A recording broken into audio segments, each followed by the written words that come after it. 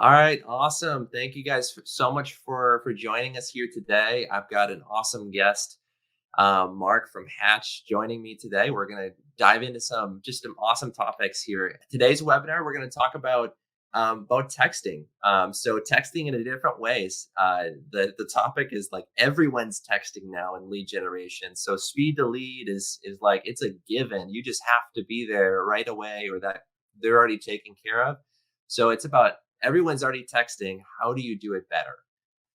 So as always, the goal of these webinars is for you to take away one little nugget to help your marketing, your sales increase and kind of get to the next level. So without further ado, I want to introduce the guest here, Mark. You with Hatch here. Tell us a little about yourself and a little about Hatch. Yeah, great. Thanks for having me on. My name's Mark Delorey. I'm the VP of Product at Hatch, which means kind of working on how the system functions, how users set things up and use it. So primarily, we're engaged in driving conversations forward through different stages of the sales funnel, whether that's speed to lead, getting new leads qualified and into that appointment, or whether it's down the road, following up on sales quotes, trying to help reschedule appointments, that sort of thing. So the Hatch system is based on SMS, also has email and voicemail drop capabilities to automatically nurture some of those leads so you can move forward to that next step. So that's kind of like the basics of Hatch. I would say the vast majority of the communication that goes out on our platform and gets good results for our customers is SMS. And so that's kind of where we focus. Yeah, that's awesome. So yeah, I know I came across you guys. What was last year? Beginning of the pandemic, and Yeah. everyone was freaking out about having to do virtual and all that stuff. And I think we had some conversations with you all of like, man, like how do we get in the door, virtually for some of our clients when they're trying to figure all that stuff out here too. So it's awesome. We've kind of seen you guys progress as a company and work. We have a lot of mutual clients here, but let's dive into some of these topics here for you, Mark. I wanted to really talk through really just what companies are doing. What most companies are utilizing SMS now in their lead nurturing process, but we briefly talked on this the other day. Was just how do you clearly differentiate yourself with a text message today? So what does that look like from just a tactical side? Yeah, great question. I would say, I've done stints at other messaging companies I worked for. I was a product manager at Podium about 4 or 5 years ago, and they're kind of big in the texting space. I've been working on text messaging technology for a long time, and maybe a few years ago, it was enough to differentiate a company just that they would communicate with you over text.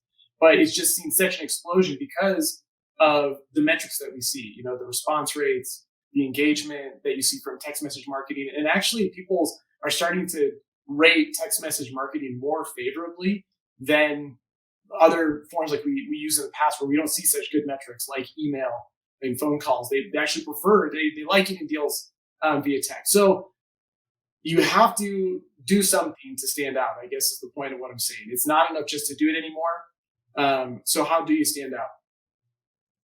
I've been working on sales and marketing technology for a long time, and the first gut check I always do, you want to have your metrics that you're measuring, and we're going to talk some more about that today too, but we're all consumers. We've all been through this. We'll talk about this too, but I've been going through a couple of projects with contractors here at my house. We know what it's like to be a consumer, and you should always be evaluating what you're saying from the perspective of the consumer. And that means you need to know who you're talking to. You need to identify what those audiences are and what stage they are in your sales funnel to be able to address them appropriately. So for somebody specifically with speed to lead, one concept that I think really helps evaluate these type of conversational campaigns well is reciprocity. So this is something going back from my marketing days, my education.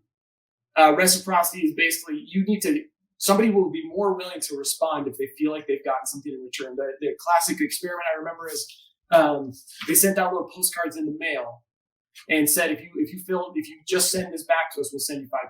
And nobody responded, couldn't get a response rate. They sent out postcards with a dollar bill already attached to it, and the response rate went up because they had kind of already put something out there and given a piece of value. When you do something like that, people are more likely to respond. So the type of things that I would lead with, especially when we're talking about a speed to lead campaign, is a question about their goals and their priorities. That's the best place to start. Text messaging is different than email, right? Email is seen as more of an asynchronous communication where I'm going to send you something, you're going to read it. If you got back to me the next day, I'd still say that was fine. But most text messages, because they're read and responded to so quickly, it's more of a synchronous conversation, more like a phone call. If I just called you up and started spouting off a really long message, that's a call you're going to hang up on, right? We've all gotten those calls. You got to think about text messaging the same way. Okay. When you're text messaging, ask a question, let them respond. And by doing that, you're showing them that you're invested in their project, in their goals, that you understand how to make a happy customer. You're setting that right from the get go. Plus, I like to mix in right after that. If you're getting into that conversational flow, the campaigns are meant to just kind of warm up the conversation once you get there. So just ask a short question. If you can start that conversation and get a response, that's your first step towards a win. So don't try to say everything first. I think of it a lot like dating, right? You want to go at an appropriate pace or people are going to freak out. Don't say I love you too soon. Okay, that's how you want to think about your texting. And from Yeah. there, get into conversations, share rich media like images, if they have videos, or they can take screenshots of kind of what their goals are for a project. That's the direction you want to take the conversation once they get started. Share some of your own. Here are pictures of jobs that we've done that are similar. Do you like any of these? That's the type of conversation people get excited about. They don't want to just get reached out to via text. They want to communicate with you via text. And if you start that conversation, they kind of really have those capabilities. Does that Yeah, answer the question? absolutely. No, it's fantastic. I think we kind of talked about this in a previous webinar with Market Sharp, but it's that first dating experience, as you kind of used in that analogy, is that that it's the maybe you're both single in this analogy, but you need to know if like the first step is just saying hi and just making Yeah. sure there's an intro and that there's curiosity still built. There's still a value that needs to be delivered and that's the first sale of our entire lead funnel. It's not raw lead to set, it's raw lead to engagement.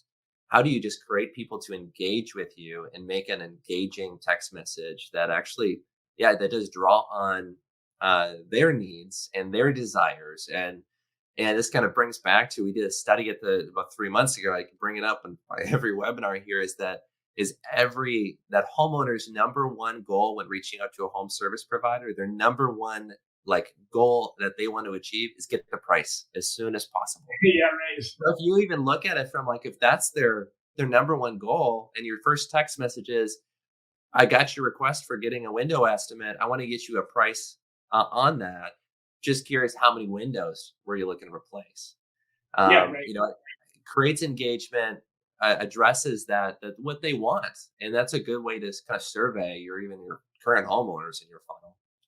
Yeah, It's like, how do you create engagement and give them like, I want to take care of you. I want to make sure you get exactly what you want out of this relationship. But first I need to know, I want to know how many windows, and then I can go into further qualification. So yep, no, that's that's yep, that's great. I love that's to leave it awesome. into that first, and then you kind of dive into some of those questions. Depending on the lead source that you're working with. Some of them do Yeah, a great job of providing that additional context so that it comes in right away, and you can leverage that to take the conversation forward with good questions like that. That's great. I love that. We're seeing good results. absolutely. Yeah, and I feel like the differentiating yourself, just kind of like pulling on that a little bit further here, is that I think there's a lot of talk about the automation portion of it, and like speed to lead is it just like the only like humans can't pick up their cell phone and text as fast as automation kicking that sequence off right away and that message off. But it's a very fine balance between automation but yet personalization. Yeah, And I think that whole piece of it is like, how do you know, stay differentiated and even know if you're differentiated? You brought up a good point the other day yeah, of something you think you did. If you want to yeah, speak to that and kind of secret shopping and that piece as well, but we'll kind of get to that. But I think an interesting way to make sure that that you're differentiated by kind of checking the pulse on what other people are doing in the space as well. yeah. Um, I think should we talk about that? Because I think that's a really good yeah. context. How much is too much, too little? What's the best SMS Yep. cadence?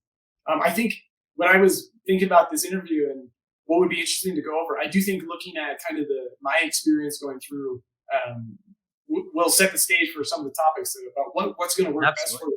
you. Some examples. So, but recently here, my wife and I are just about finished trying to get the finished work done for replacing the floors on our main level. So it was a pretty big project. I think it ended up being just under 2,000 square feet. So we had a bunch of people interested in that. We ended up working. I'd already arranged through a referral to. I had a quote that I was pretty much ready to go on. I was working on one of the lead aggregator sites that we work with, and I was trying to figure something out, and I ended up submitting the form because I wanted to just kind of check the price for the install and make sure that we were in the ballpark and we were getting a good deal.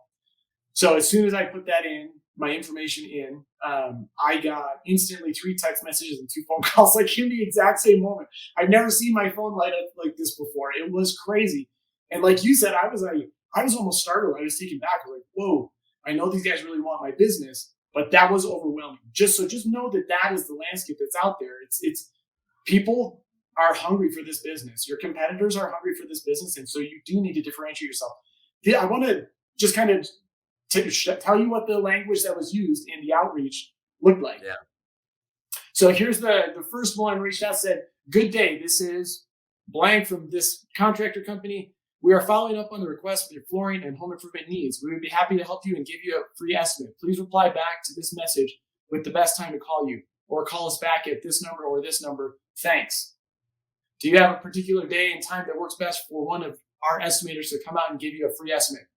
That was a mouthful. I don't even think I got through it. You got to remember that, like, nowadays, writing a text message is more like, there are very similar things to emails in that the subject line of your email in marketing has always been super important, and a lot of research into what subject lines be. Well, how many times do you get a text message and you just see the first line? You see it's from a number that you don't know, and you see the first line, and it's just like, I'm not interested in this. They clearly don't.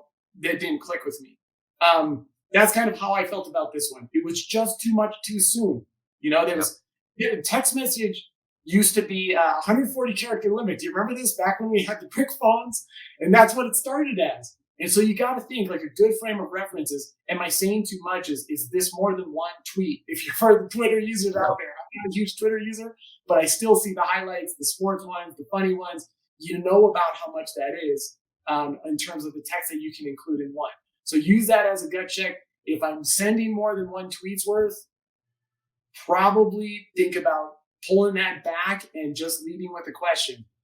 Another way to think about it is, like, if you were to call somebody up and say this message, would they think it was weird that you didn't stop talking sooner? I think in this message, I would rate it kind of low on both those. But Sean, I don't know, what did you think of the language used here? Yeah, well, I think especially with an online lead, when you're just, they don't know you at all, so you're kind of presumptuously kind of jumping into the conversation, assuming that you're interested and need an estimate and all that kind of stuff. They're assuming a lot about you before they're actually, engaging, and then they're also asking something of you. Talk about that reciprocity side of things, is that, they're asking you when you want an appointment, or for you to take action to call them at that point. And versus, like, even seeing that whole, like, service minded, like, hey, like, I want to give you something, and for me to be able to do that, like, hey, I'm here to serve you and get you exactly what you need in this process. So, I think it's missing that piece that you just mentioned. Yeah. So the other thing that I'll point out about that one, I think that's really great take on it, Sean. That was my experience exactly. I felt like they wanted to close the deal more than they wanted to understand me as a customer. And it was kind of how it made me feel, and that was a bit of a turnoff there. I'll point out that they only had one message went out. So one of the questions that we have later on is, what's the best cadence for speed to lead?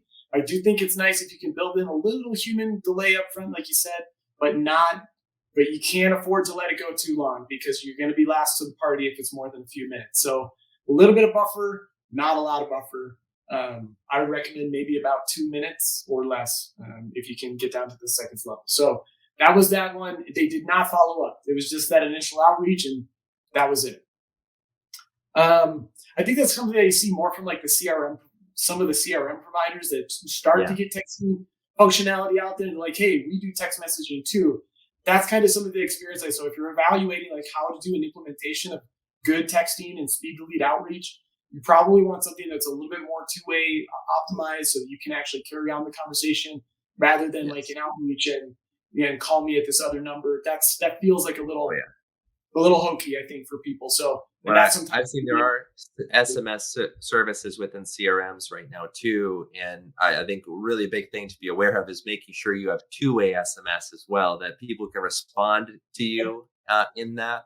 And in that, that's also going to interrupt your call cadences as we go through here too. So you got to make sure that your systems are talking to each other, or that SMS comes out after a phone call, it just, you want to make sure that your systems and your call progression is in communication with your SMS tool yeah, and your that's great. CRM system. Great, The 100%. other piece and to talk about there too is SMS is not a the more automated it feels like it's coming from like somebody typed a template in and it's going sent out versus this like personalization that's another big thing you notice in some of those messages there too. It's very templated, like someone was on a desktop computer writing an email template. Like we don't use the same punctuations over a text message as we do and bullet points and all that stuff via email as we do with text messaging, right? Right. So like speak in the communication type that it is. It doesn't mean you have to get all emojis and all that stuff, but and maybe that doesn't hurt always to create personalization Well, there too. we'll talk more about this later, but like we should be testing whether or not it does work and how, not just how well does it work, but how does it work compared to other things. One thing Yep. that I thought was kind of cool. Not everybody is up for the emoji based stuff or kind of the more off the wall, try it out type stuff and see. But one interesting thing that we did work well, speaking to your point of customizer for the channel that you're in, is that first message went out and had a misspelling and followed up with a message 1 minute later that said, oops, sorry, this, and like corrected the misspelling. And that Yeah. one worked really well to get the initial response rate. Getting the initial response rate is very important, like you say, but it still hasn't won you the war. You still have to close these deals. Yes. So even though that may increase response rate, I think you do want to be a little bit careful there, that you're not letting the tail wag the dog. You still got to get these deals through. So, anyways, do you want to like take a look at this another example, the second company that Yeah, reached let's out do to? it. Let's do it. Okay. So, first message. We do full floor replacements from design to materials to installation. If you already have materials, please call us at this number before scheduling. Next message. Okay. We are taking recommended precautions to keep our employees and customers safe during the COVID-19 public health situation. See how? There's a link. We'll bring our showroom to you. Third message. We'll bring our showroom to you at quote at no cost. We can do Saturday, Monday, Tuesday is 11 a.m. Tomorrow, Saturday, okay for you. You can also suggest times. There's just a lot to unpack there. And honestly, I almost feel like their attorneys got a hold of this and said, like, hey, we got to include a Cove Disclosure here. That's just not, again, that's not like something that you would do to somebody and the first thing that you're going to say to them.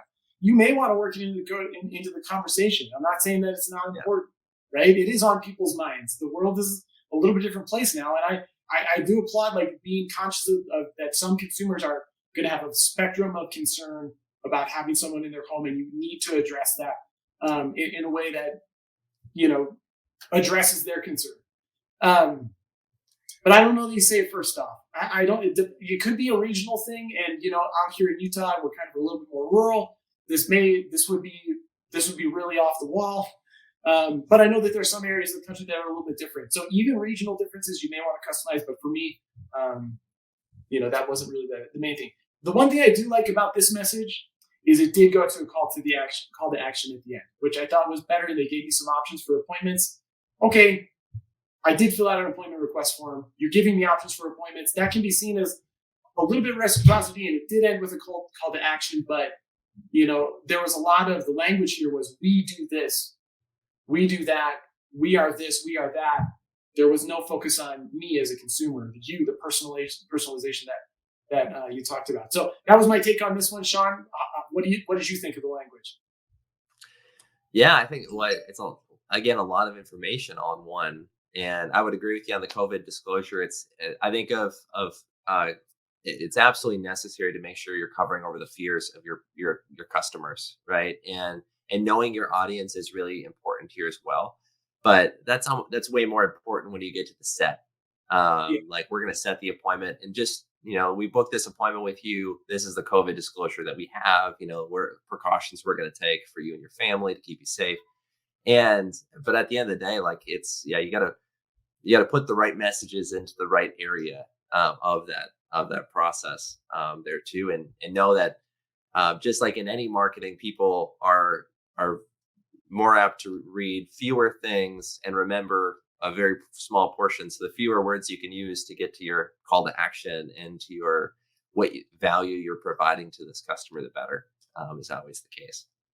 Yeah, I think that's a good take on it. All right, I've got one more. Do we have time for that? Go for it. Okay, so this one was probably the most complete. I'd say it actually did have a cadence. So the initial message was: "Our factory trained professionals install your new flooring and return later to evaluate the performance of your floor for quality assurance. Schedule a visit?" Question mark. And I thought that was pretty good. I mean, it did the everybody I think has had some up and down experiences with contractors from time to time, and their commitment to quality did stand out to me, and I think they understand that that's generally a concern. So that's good. I would Yeah. have liked them to start with something more like asking me to tell them about my project to get that conversation going. But this one did go straight for the set, and I thought it was pretty good. What did you think, Sean? It's short and sweet. I think that it leaves room for a follow up. It leaves room for a lot of open ended discussion on that one more than the others feel a lot more formal. But that's kind of goes back to the study on homeowners want three estimates on projects. That's the number that everyone wants to feel confident in that they're choosing the right one. So even if you like in your case with flooring, you already had one person that you were really confident in. You just were wanted to double check your confidence level. But I think, and we all want to know, we kind of all know that the more sophisticated the company and the way that they communicate, probably the higher the price goes up, right? So Yeah, sometimes keeping it short and sweet can help you fall in line and give a perception of value that like our costs are going to be X, and kind of because you're going to perceive that, right? So they're not answering more questions for you than needed at that point in opening the dating relationship here in the speed date. They're giving the three little, here's my value really quick, and asking a question, which I think is better than spewing a bunch of information. yeah, I like that. I think that's a good take. That's a good way to say Yeah. it.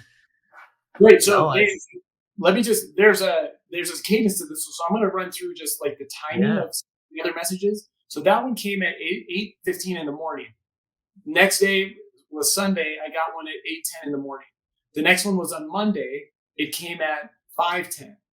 The next one was 2 days after that on Wednesday, and again it was 8 in the morning. And then Friday was 8 in the morning. So you can see they're playing around with the timelines there, and I Yep. might play around with the timing a little bit too. Try to hit them over lunchtime as well. I think is a good time that you can catch people, kind of like morning, but not too early. Lunchtime is good, and like right after work, kind of you see them probing a couple of those areas. I think that's great. So I think this one gets like a 7 out of 10 for me. I think there are other things that we could be doing better, but this cadence was pretty good.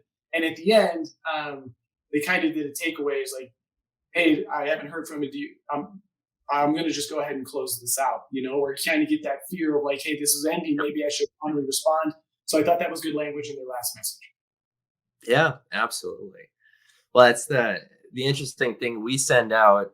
So we process about just internally side of things for our as we try to set appointments for our contractor network. We process about 250,000 text messages a month, and a lot of those text messages are follow ups, are in that long term cadences and drips and all that kind of stuff that are based off of callbacks and callback requests. But I can't tell you how much of that in those cadences that most contractors lose their contact cadence of a new lead within just a couple days. That person is either interested, they answer the phone, or they're dead to me. And in that long-term text message cadence can pick you up so many additional set appointments if you're willing to continue to reach out and try to engage. there too. So like if in that case, I mean, if you're able to at least keep texting people because people are busy here too, and so I think that's a big takeaway from that, just in cadence side. So what have you seen from your side of things? What is the best like SMS cadence that you've seen companies kind of take into effect? How long should they do it? How many times should they do it?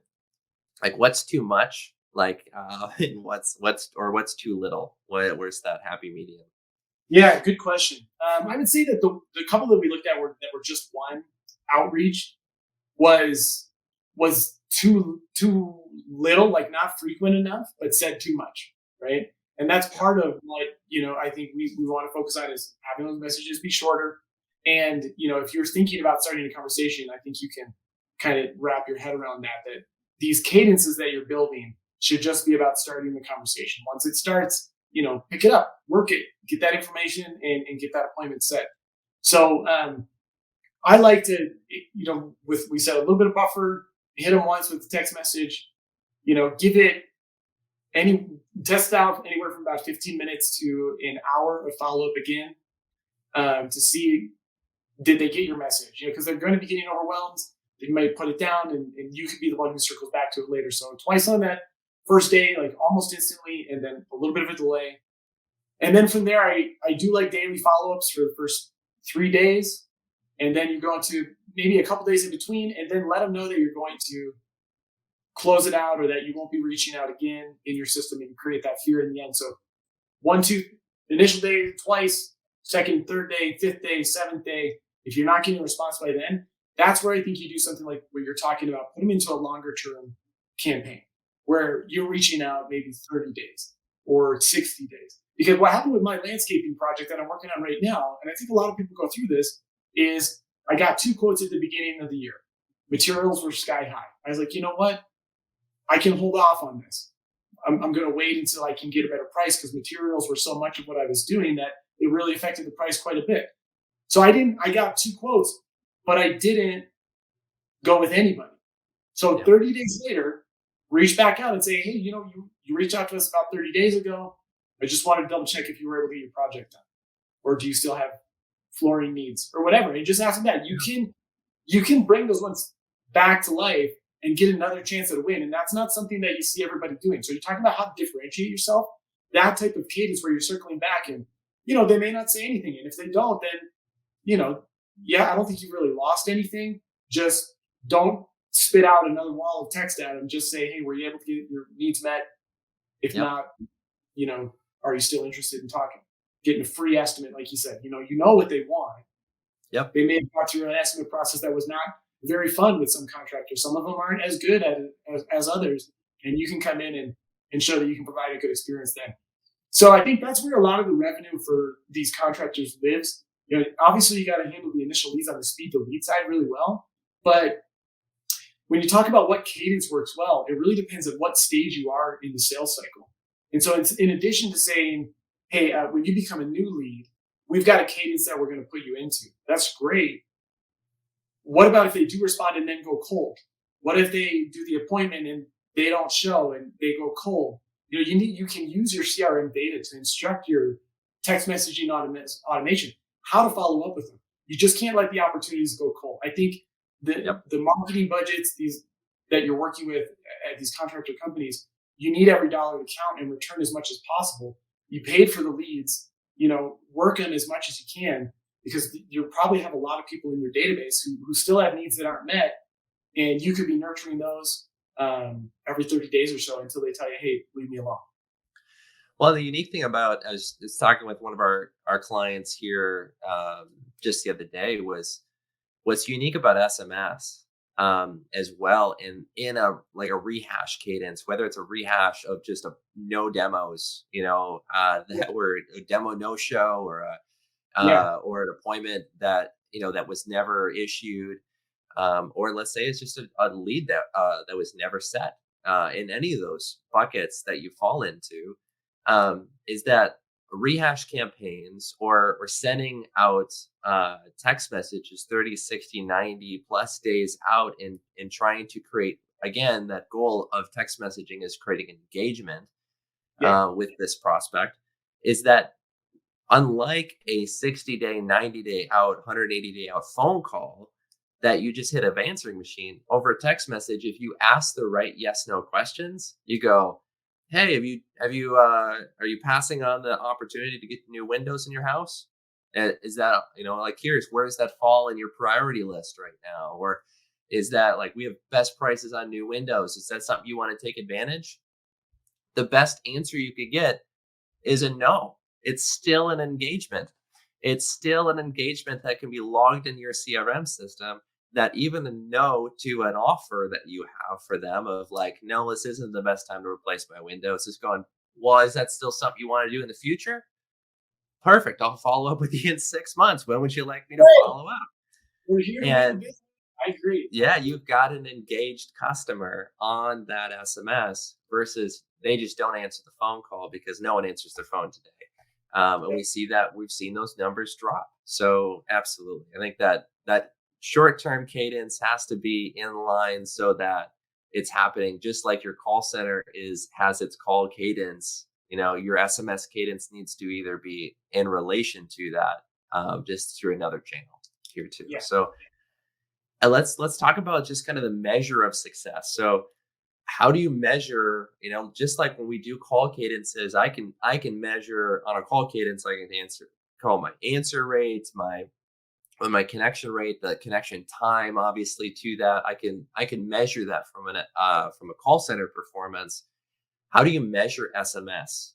Cadence, the verbiage, tone, offer, what's working, what drove it, SMS engagement, because I think sometimes adding a new thing like SMS, it's like, well, it's a great tool, but my set rates increased by 2%.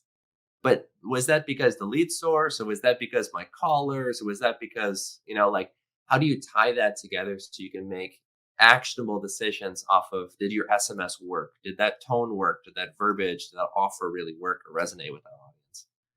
Yeah. Good question.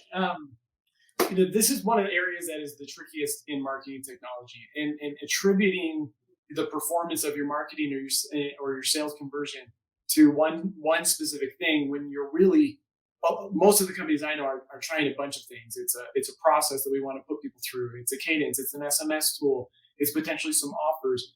Really being able to attribute what is moving the overall needle, it can be really tricky. So the first thing that I would say is you can't let the tail wag the dog here. Again, it's you've got to look at the most important metric. And I always like to try to find one primary metric that boils up all the complexity of the underlying sales and marketing processes and systems, right? So everybody, and you also want a metric that's readily available that people know, because we're talking about these funnel metrics, and a good portion of the businesses that I work with do not have this data. And that's something that I think, we can help you with, and you should be focused on understanding the important steps of your funnel and how many people are progressing through them.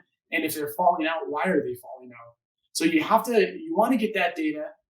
Not everybody has it, but one thing that everybody does have that I think rolls up that complexity is usually your top line revenue, right? If you add a new lead source and you dump in 100 more leads to the top of your funnel, but your revenue doesn't go up within a reasonable time based on your sales cycle, then it didn't matter. It just ended up becoming more cost. If you add an SMS tool or a cadence, and even something like your set rate does go up, but again, that top line number, top line revenue doesn't go up within an appropriate amount of time, the improvements in set rate don't matter because they're not flowing through the rest of the funnel. And this happens a lot. This is an example that I've seen recently. I don't know if you've seen this, but I've been getting emails on Amazon orders from people I buy things from that say unexpected problem with your order is the subject line. Okay. And I'm like, oh crap, I got to figure that out. So I go to the email and I look in the email and the body says, there was no unexpected error with your order. Sorry about that, but will you leave us a review? And so I was like, what the heck? But that's the type of thing that I think, they definitely are getting an increase on open rate on that email. I mean, wouldn't you agree? Because of the subject line itself. But they're doing something else later on in the process don't think that's going to convert to more reviews for them in a meaningful way. I think they may end up with some bad ones there. So I think with set rate, or even set rate is a metric that I think that you at least want to make sure that you have if you're running a speed to lead campaign. That's a good leading indicator.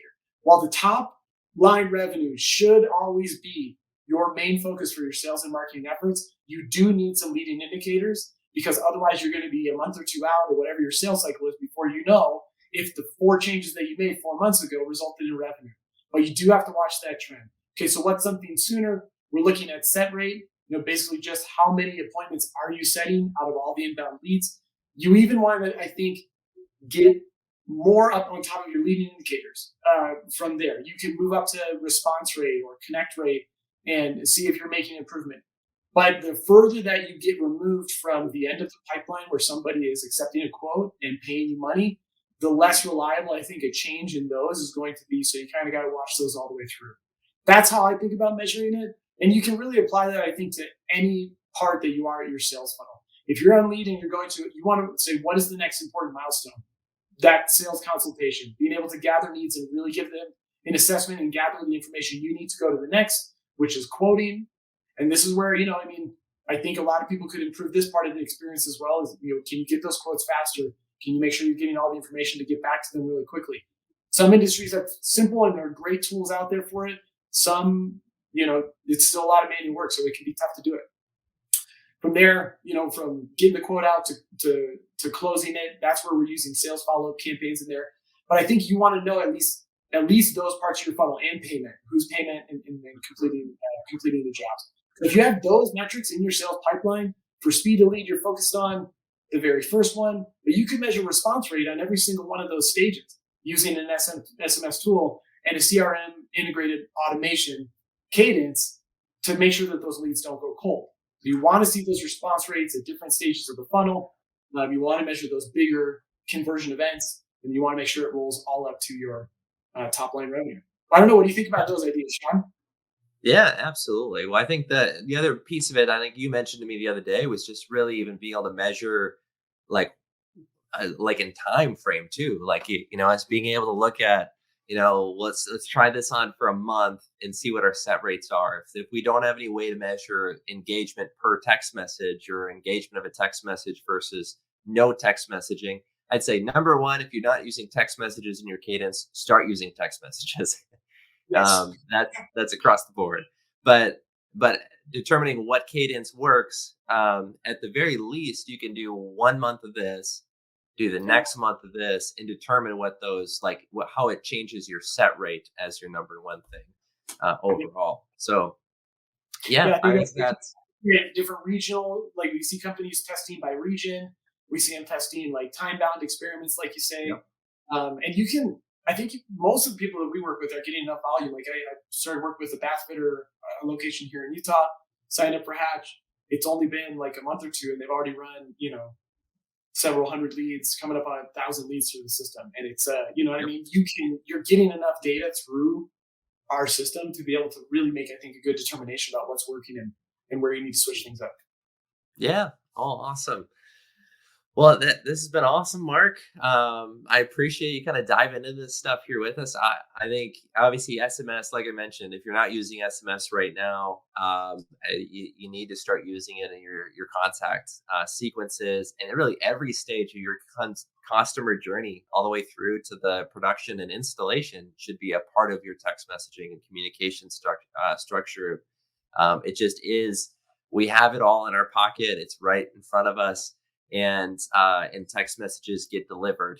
And we see them. So it's very, very important for companies to start implementing that and integrating that. And if you're already using SMS, keep trying and doing new cadences. Be personable, less automated. Less is more is kind of the takeaways I have, from just the conversation we had here with Mark today. But Mark, how can people reach you and Hatch if they want to know more information? Yeah, that's great. You go through our website. Is probably the easiest way to get started. Is usehatchapp.com. I'd love to connect with anybody who's interested in discussing that. If you feel like you don't have the visibility into your sales pipeline that you'd like, or if you feel like you're not getting the results from the text messaging that you may already be trying, reach out to me directly. My name is Mark Delorey. My email is mark@usehatchapp.com. And I'd love to talk to you. I'd love to connect and just talk shop a little bit and see what you're seeing and talk where we might work together. But yeah, get started. We got a great sales team. They do a great job kind of walking through use cases and showing how Hatch can integrate with your CRM with the systems that you're using today to drive this stuff forward for you. Awesome. Well, Mark, thank you so much for your time. We'll All see you right, soon. thanks, Sean. We'll talk again Thanks. soon. Thank you.